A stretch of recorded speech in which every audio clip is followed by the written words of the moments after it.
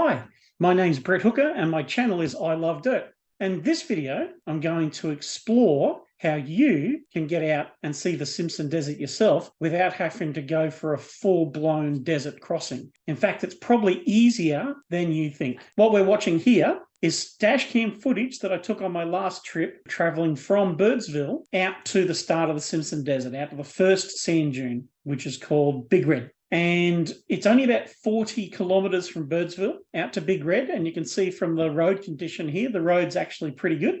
And then you can start your journey into the Simpson Desert. Okay, so let's start with actually getting to Birdsville. So we're coming in from the eastern side. Now, if you're in WA, South Australia, Northern Territory, there are other pathways to get to the Simpson Desert. This one's about the eastern side. So if you're coming in from Queensland, New South Wales, Victoria, there's lots of different pathways. So let's take a bit of a look. So here's just a simple path if you're coming in from Brisbane, and you can adjust this to suit based on where you're coming in from. But as I say, this is just coming in from Brisbane. If you're coming from the south, coming from the north, you can plot a course that'll connect you onto this path as it would suit you. But here's coming from Brisbane. It's about 1,500 kilometres to get from Brisbane out to Birdsville. So it's a bit of a drive. I've done it a bunch of times. The most direct route takes you through Charleville along this line, Quilpie and Windora, and a comfortable drive, just driving during the day without pushing into the sunset and things like that. You can do this in 2.5 days. So you might do a drive from, say, Brisbane to Morven or Charleville or something around that area, and then take a break for the night. Then I'd recommend you go on to Windora and stay either at Cooper Creek, 10 kilometres outside Windora, or come right into Windora and stay in Windora. The caravan park in Windora is absolutely fantastic, great showers, etc. And the hotel in Windora is absolutely fantastic, and they've got the best mixed grill in the West. So if you're into that sort of thing, definitely hit up the pub in Windora. Once you're finished up there, then on your third day, you'll drive from Windora through to Birdsville. Now, there's heaps and heaps of things to see along the way, and I'm not even going to get into the detail of all of those in this video because they deserve more time all on their own. But that's the quickest path in. So 2.5 days in, 2.5 days back. So if you took 2 weekends off and the 5 days in between, so you've got 9 days, you've got a good 4 days out at Birdsville, and that gives you lots of time to be able to explore in the area. And once you start sort of planning out an itinerary like that, then you'll easily start adding on the other things that you might do around this area. If you're enjoying the content we're producing on the I Love Dirt channel, go ahead and click the subscribe button and the like button to let other people know what we're doing and for you to stay up to date with the content we're producing. And just to give you a bit of an idea of alternative pathways into Birdsville, let's take a look at this map. This map is a HEMA map. I've got a HEMA HX1 and I record all my trips so I can go back later on and do things like this, look at the information and take a look at where I've been and then plan my next trip. So if you just take a look at this, you can see all the different coloured lines in it. And that's only part of the story in terms of the different ways that you can get to Birdsville. So lots of different paths.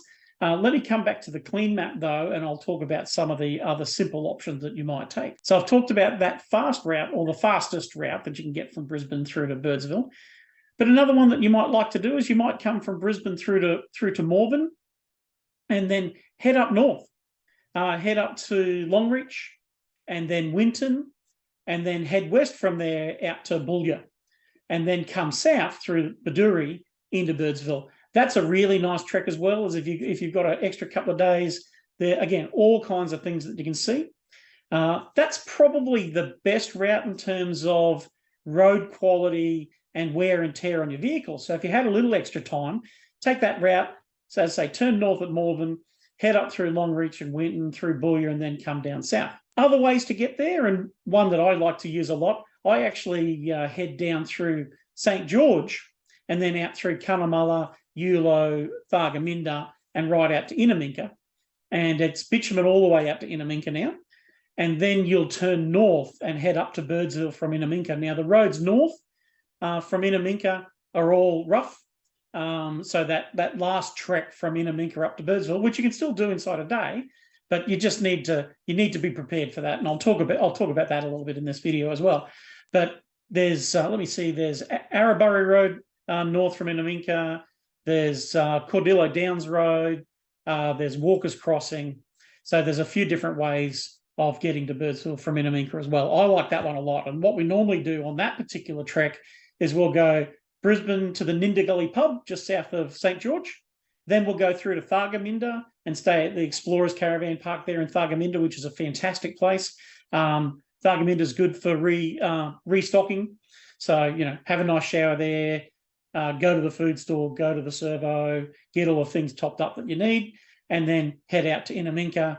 And we always stop at the Dig Tree, which is a famous location on the Bourke and Wheels journey, which is about 50 kilometres the eastern side of Innamincka. So we always stop through there in Innamincka, and then we head north. Same. So let me see. So about that one, same thing. It's about 2.5 days in Innamincka. So it's actually probably a 3-day trek into Birdsville when you come in that southern route. So not quite as quick. So again, if you've just got that short period of time, you'll just take this blue highlighted one. You'll just go straight out to Birdsville. And that's what a lot of the folks that do when they're going out to Big Red Bash or they're going out to the Birdsville races, they'll take that path that I'm showing you there because it is the most direct route. I have done other routes. I've come down into New South Wales and come down through Walgett and Brewarrina and Bourke, and then headed out to Tibooburra, and then up to Cameron Corner, and then come up to Innamincka around that way. So there's quite a few different ways that you can take, but as I'm just showing you here, the most direct. So if you've got questions about that, and you're trying to plan a trip like this, just ask a question in the comments below. I'm more than happy to answer questions and share my experiences in how you get out here. All right, so once you've got yourself to Birdsville, then I'd recommend that you just stop for the night at Birdsville. You can camp in the town common. I always camp down at the caravan park there in Birdsville because they got fantastic facilities, great showers there so you can freshen up. The roadhouse is right next door so you can get your fuel and top up your food, your supplies and things like that. Do be aware of opening hours in Birdsville. It is a very small town. There's just a few people running these establishments out there. So do check your times when you head out there. Currently, the roadhouse closes at 6 p.m. at night. So if you're coming from Windora to Birdsville, you'll get there in plenty of time anyway. From memory, it's about a 4-hour trip from Windora to Birdsville. So if you leave in the morning in Windora, you're going to get to Birdsville and have everything open. Bakery will be open, roadhouse will be open, the hardware store will be open, pub will be open. So all those key things you need will be available. But I say, definitely stay there. If you want to stay in a room, there's cabins at the caravan park, and there's also some accommodation over at the Birdsville Hotel as well. Definitely go to the iconic Birdsville Hotel, and then wake up the next day, and you're going to be able to do a trip into the Simpson Desert. So about 40 kilometres from Birdsville to the start of the Simpson Desert. Road conditions fantastic for this one. You don't need to worry about that. Now let's talk a little bit about tyres and vehicle preparation for a trip like this. You are absolutely going to need a 4-wheel drive, and you're going to need a high clearance 4-wheel drive. I've taken all kinds of vehicles out to the Simpson Desert. You do not need a monster truck to do this trip. And in fact, I took my mum and dad out here in 2019, and they have a stock as a rock latest model Triton, the Triton Ute, Mitsubishi Triton Ute, absolutely stock as a rock. No lift, nothing fancy.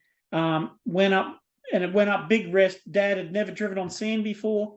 I talked him through and explained how things would work. He went straight up big red, no drama at all in his Triton. We've had a Mux out there with a 50mm lift. Again, just a standard Mux with a simple lift, no fancy suspension. It had no drama. We actually took our own Pajero Sport out there, and it is absolutely stock as a rock. The only things, I'll do a video on the Pajero, but standard suspension. The only things we did to the Pajero is long-range tank and a radio and some safety gear. And again, Pajero handled it no trouble at all. In fact, we took that Pajero Sport all the way out to Poeppel Corner and back. So you do not need a monster truck to do a Simpson Desert visit. If you're doing a full crossing, and it's going to be 4 or 5 days, then it's a much bigger conversation. We're going to have to talk about fuel and food and camping and all that sort of stuff. But what I'm talking about here is just introductory trips, right? So you've gone to Birdsville, and you're either just going to do a day trip in to somewhere like Eyre Creek, and then come back to Birdsville for dinner, or you might do an overnight trip. You might drive in as far as you're comfortable and then camp, because you can camp along the QAA line. If you have a look at the Queensland National Parks website for the Simpson Desert, Munga-Thirri National Park. If you have a look at the Queensland National Parks website, it'll show you there that along the QAA line, which is that track that heads west in the Simpson Desert from Birdsville, you can camp within 100 metres of either side of that track. I've done that. There's some absolutely beautiful campsites along there. So you can just drive in, camp overnight, and then come back out again. Or you can definitely get all the way through to Poeppel Corner, which is the corner of Northern Territory, South Australia and Queensland. You can make it all the way through to Poeppel Corner in a day. So if you start early, get away at 7:30, 8 o'clock, you'll definitely make it out to Poeppel Corner in a day, camp at Poeppel, and then come back. Again, just be aware of your fuel. You can probably do it on most vehicles in terms of their standard tank, but just double check your fuel economy. If you've got questions about that, just ask him in the comments below and we can talk through that and have a bit of a chat. But you might take an extra jerrycan of fuel. If you're going to do a day trip or an overnight or just a short trip in the Simpson Desert, and it's not something you've done before, you don't have a lot of experience with this kind of four-wheel driving and traveling, definitely recommend that you take a friend. It's always good to have a second vehicle, somebody to talk to. If you get stuck, it's somebody that can talk you through what's going on. I'll talk about some of the recovery stuff as well, some of the equipment that you might take on a trip like this. I've done the trip quite a few times. I have gotten stuck, but I've been able to get myself out. I got stuck in a big way once on one of the trips, but I actually had 7 other vehicles with me, so I was confident that I was playing around a little bit. Actually, if you have a look at my outros on my video, has my Land Cruiser getting beached on the edge of Big Red. But as I say, on that particular day, I had a lot of people with me, a lot of experienced folks, and I knew that if I got stuck, somebody would give me a hand out. But again, I'll talk a little bit about recovery gear and the sort of stuff that you should take into the Simpson Desert. But again, if you just want to experience the Simpson Desert, you don't need to go over the top to do it. So let's talk a little bit about tyres, because that one is absolutely critical. The roads in the last couple of 100 kilometres coming into Birdsville are dirt, rocky, gravelly roads, and they're really, really hard on tyres. Some four-wheel drives, you're straight from the factories, come with a highway terrain tyre because they know they're going to predominantly be used up and down the coast and on beach and things like that. And an HT, highway terrain tyre, is perfectly acceptable for that. Again, the Pajero Sport I've got, my dad's Mitsubishi Triton, the latest model, both latest model vehicle, great tyres, but they're HTs. Those tyres are not suitable for heading out to this area. You're going to want to get yourself some all-terrain tyres. You don't need to go crazy to muddies and all that sort of stuff.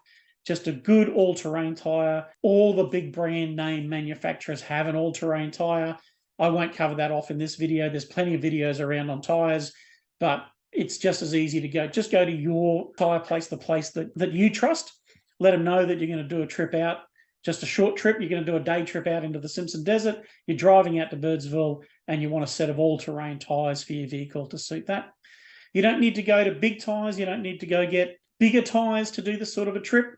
On our Pajero and on the Triton, on the Mucks, we all went for standard, just factory size, all-terrain tyres. You can go a little bit more. There's rules and regulations about how much bigger your tyre can be. Again, your local tyre place can help you. So if you want to get a slightly bigger tyre, you can, but it's not necessary.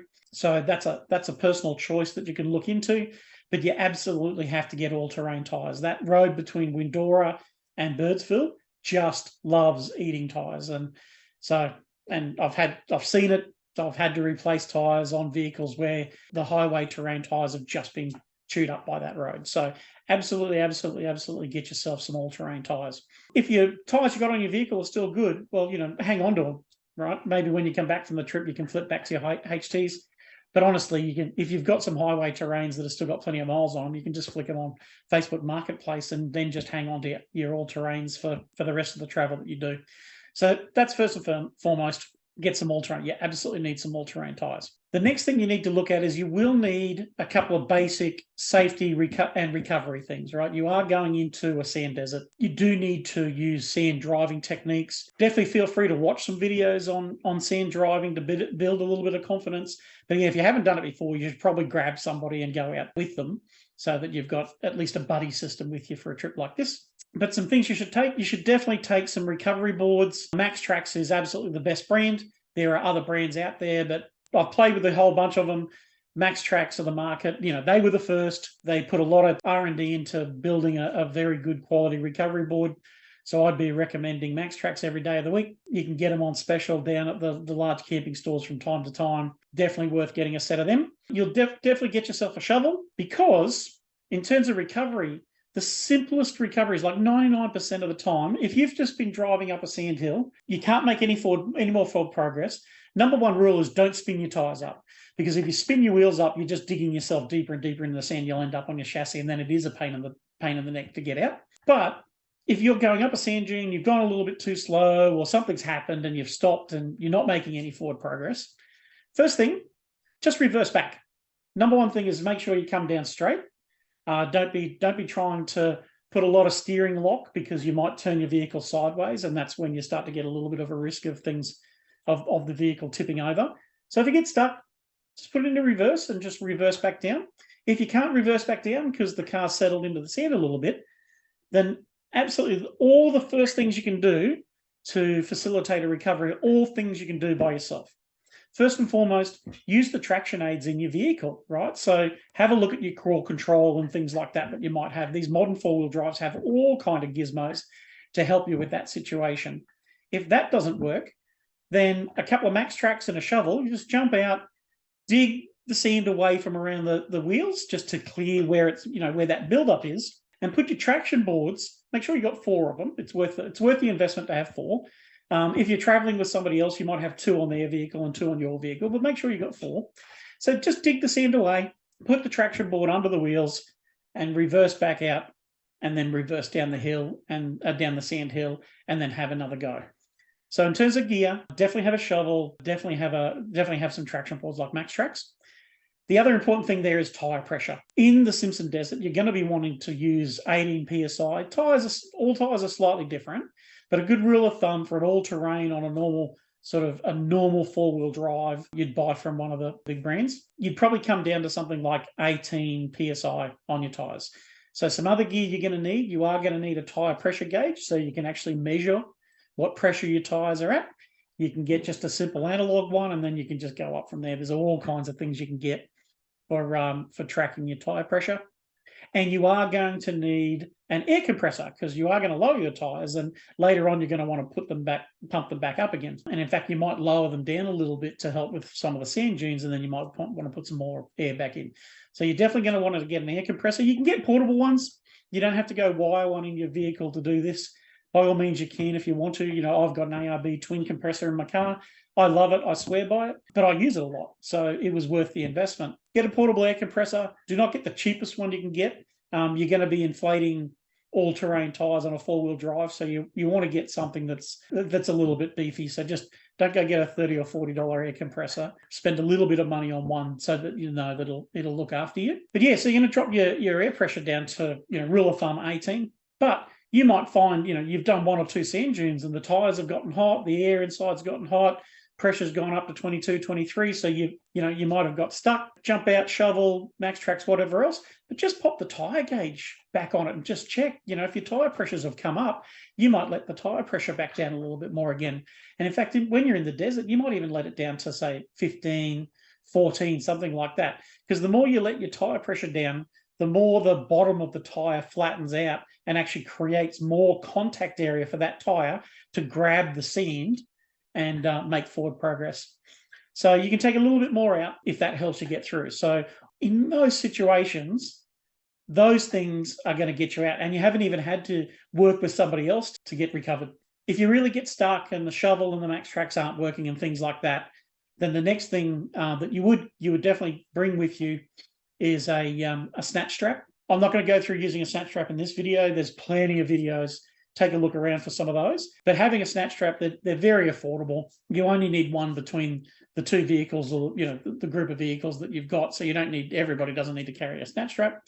But have a Snatch Strap and appropriate devices for connecting them to your vehicle. So a rear recovery hitch is a great thing to have. So you can attach the Snatch Strap to the rear recovery hitch.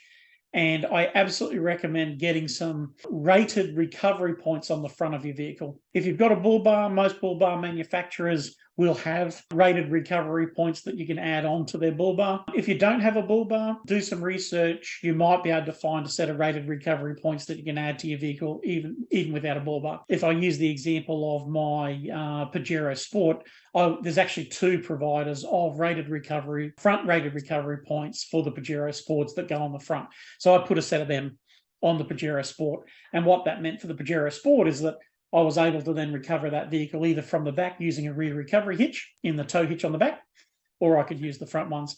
If you can't get front recovery hitches, then for your particular vehicle, so be it. Just plan for that in your trip. Know that the only option you'll have is a rear recovery hitch in your tow hitch on the back. If you don't have a tow hitch on the back of your vehicle, you're probably going to need to get one. At some point, you've got to have a way to recover the vehicle. So if you don't have a tow bar, get one installed, buy a recovery hitch, pop it in the back, and just make sure you go first. So if you get stuck, the person behind you can hook on and they can pull you backwards. So that's probably the key gear that you need for a day trip into the Simpson Desert. Some other things, always take water. Always take water when you're going on a trip like this. If your vehicle and the other vehicle breaks down and you can't get back and you have to stay out there for a bunch of hours waiting for somebody to come and help you, you absolutely need to have water. A really simple way of doing it is a slab of 24 600ml water bottles. Put one of them in each vehicle so you've got lots of water. Definitely do that.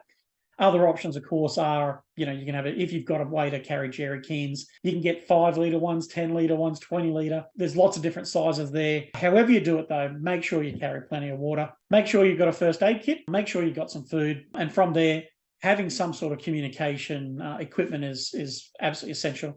You really must have a UHF radio. If you don't have one installed in your vehicle, you can get a portable one. Get a 5-watt portable UHF radio, and at least you've got a way then to talk to other people that are out on the track with you. If you can, then a secondary communication device, because your mobile phone's not going to work out here. There's no mobile phone coverage out here. So then the other thing to look at is either a 2-way communicator like a Spot X or a Garmin InReach or something like that uses satellite to send text messages. And then a lot of those devices also have an SOS button on them. So if something really bad happens and you need emergency assistance, they've got a button on them that you can press, and that'll use the satellite the network to get a message out to people that you need help. That's worth looking at. You might be able to borrow one of those from somebody you know, but I'd recommend something like that, a Spot X or an InReach, something like that, so that you've got a way of communicating out to people. Then your next level up from there is a sat phone. But if you're just going out for a day trip and just exploring the start of the Simpson, you probably don't want to invest in the price around a sat phone. But if you know somebody that's got one and you can borrow it, then tickety-boo, get on that. All right, so that's just a quick run through. If you've got any questions about equipment and gear that you might take on a trip like this, by all means, just ask your questions in the comments below. I've got checklists that I use, so be happy to share those with you if you want to have a cross-reference to something. As I've been talking, you've sort of seen the track in here. So it's easy, if you've got a regular 4-wheel drive, this is super easy to get from Birdsville out to the start of the Simpson Desert and out to Big Red. Once you get out here, there's actually a big staging area, so you don't need to zoom straight up Big Red. Once you get out here, there's plenty of area. Stop. You'll have probably kept your tyres at either road pressures or gravel pressures. You might have popped them down to 28 or 30 PSI to drive on this section of the road. When you get out here, definitely stop in the staging area and then take some time, have a cup of tea, get your head set, drop your tyres down to 18 PSI. If you're not sure if that's right for your vehicle, ask around, ask your tyre provider who provides your tyres, what might be the appropriate tyre pressure for the tyres, the all-terrains that you put on your vehicle. But 18 PSI is a good rule of thumb. So get your tyre pressure down, make sure everything's set there, and then you'll be able to, drive the first sand dune in the Simpson Desert. So it's called Big Red. It's 40 metres high. I've seen plenty of people get it the first time. And the reason they get it the first time is that they have taken the time to lower their tyre pressures. If your tyre pressures are high, you won't make it up. Simple as that. If you've got road tyre pressures, hot sand in the desert, you'll get stuck straight away. So low tyre pressures, that's the way to go. And you'll see in the video, you sort of head up the side and then there's a little bit of a dog leg to the right. And then you arrive on the top of Big Red. And it's a huge open area. when you get to the top of Big Red, definitely park up there, jump out of the vehicle. Be aware that there's probably other vehicles in the area, but jump out of the vehicle and just enjoy the view. It's absolutely incredible. There's another little section to the side that's even higher again. You can walk up there, have a bit of a run down that if that's something you'd like to do. But definitely go up and just take in just how big the sky is out here and just how majestic the Simpson Desert really is. So definitely take some time to pause on top of Big Red. Once you're done there, then you're going to head down Big Red and you're going to be then on the QAA line and you can start heading west. From that point, just plan your day out as to what you're comfortable with. Air Creek is a really nice, easy day trip. You'll drive for an hour and a half. You'll get to Air Creek. Depending on the water levels, you might be able to just drive straight through. It'll be dry. I've been out there in years where you've had to take an access track to get across it. But just on the other side of Air Creek, there's actually a couple of nice spots that you could stop and have a picnic lunch out in the Simpson Desert and then turn around and come back. And that's the simplest day trip that you can do. If you've got a little bit more time, feel free to drive further down the QAA line, go a little bit further east. And then again, if you're just trying to do it for a day, just keep an eye on your time. The sand dunes coming back when you're coming home are actually easier to drive over. Driving to the east, the sand dunes are actually less steep on their western sides. So it'll be a little bit faster coming back home. But plan your day probably 50-50, 50% of the time driving out to where you're going to stop, have a break, have lunch, whatever you're going to do, and then turn around 50% of your time to come back in. Some people actually love to stop when they come back and stop on the top of Big Red and watch the sun go down over the Simpson Desert. That's a really popular thing. In fact, if you're just staying in Birdsville, ask around because there's actually a tour operator out there that'll actually drive you out in a big four-wheel drive bus and set you up, and you can actually have a bite to eat and a drink while you watch the sunset over the Simpson Desert. So you might plan your day trip, just it comes down to how much time you got, but you might plan your day trip to finish up and watch the sun set over the Simpson Desert at the end of the day.